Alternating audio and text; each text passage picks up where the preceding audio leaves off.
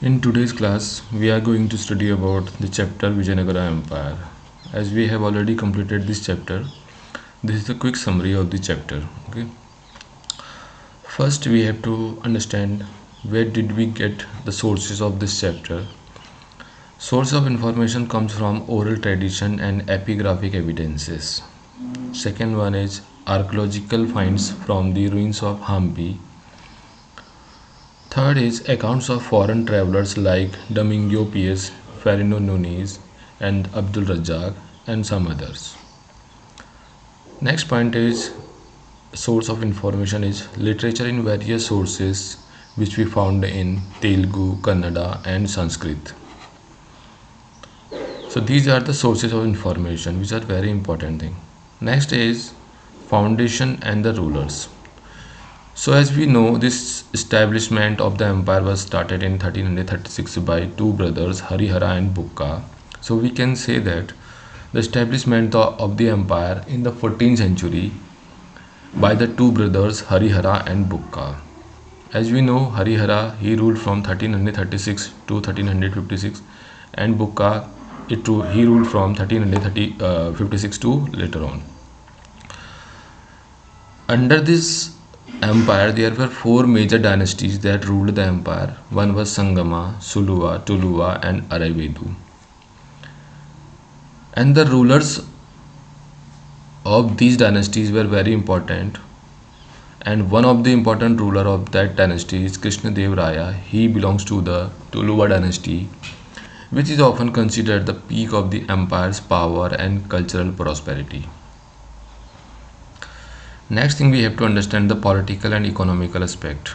The political system, it includes the role of Rayas, whom we call as rulers, Nayakas, whom we call as military chiefs, and their relationship with the Deccan sultans. Also, the importance of cavalry and the horse trade includes the role of Portuguese and the Arab merchants. Next, the rural revenue administration and the Amarnayaka system, where military commanders were granted territories in exchange for taxes and military support. So, in this topic, first thing is the rulers that we call Nayakas. Next one is the Nayakas, whom we call as military chief. Also, we have to understand this Amarnayaka system. You must revise, as I told you already in the class, what is Amarnayaka system. You must revise this term Amarnayaka system. The thriving trade in spices, textiles, and precious stones, which was a significant source of revenue and a symbol of the empire's wealth. So they used to trade in spices, textile, and other precious stones, which is very important source of revenue and symbol of the empire's great wealth. Next topic is architecture and urban planning. The unique physical layout and building style of capital city Vijayanagara, that is also known by the name Hampi, it includes its fortification and water management system. In the water management system, I already told you about the about city for Naglapuram, and in water management, I already told you about the Kamlapuram tank. So the distinction between the royal center and the sacred center, with a focus on notable structures like the Lotus Mahal, Mahanami Dibba, and the Virupaksha and Vithala temple. So we have to read in detail about these topics. Royal centers, as told you, Lotus Mahal, Mahanami Dibba, and the Virupaksha and the Vithala temple. Their architectural innovations, such as the construction of the grand gopurams and pillared corridors, which built upon the tradition of previous dynasties like the Cholas and Hoysalas. So this is very important topic, architecture and urban planning. In this topic, you have to understand about their architecture they have designed, like Lotus Mahal, Mahanami Dibba, Virupaksha, and Vithala temple.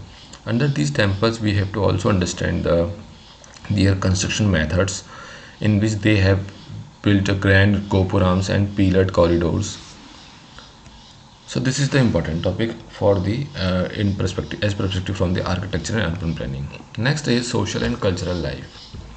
The prevalence of religious tolerance with a diverse population of different linguistic and religious backgrounds The significant role of temples are not just religious site but also social, cultural, and economical centers. As I told you that these temples are not just religious places; they are the place where people used to meet. They exchange their social, cultural, and they work as economic centers.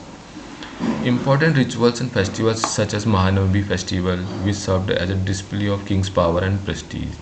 So this Mahanavami was celebrated on the ninth day of this on the Navami before the Dasara, and on that day, there where this used to celebrate it as a very grand festival, and the kings he used to come there and they show their display.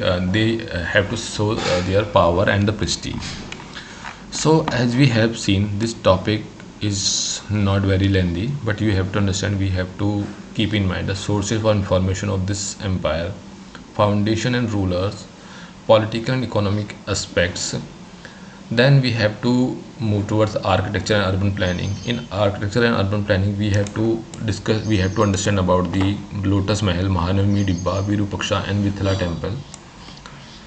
And in social and cultural life, we have to understand about their social, cultural, and economical centers as temples play an important role in such.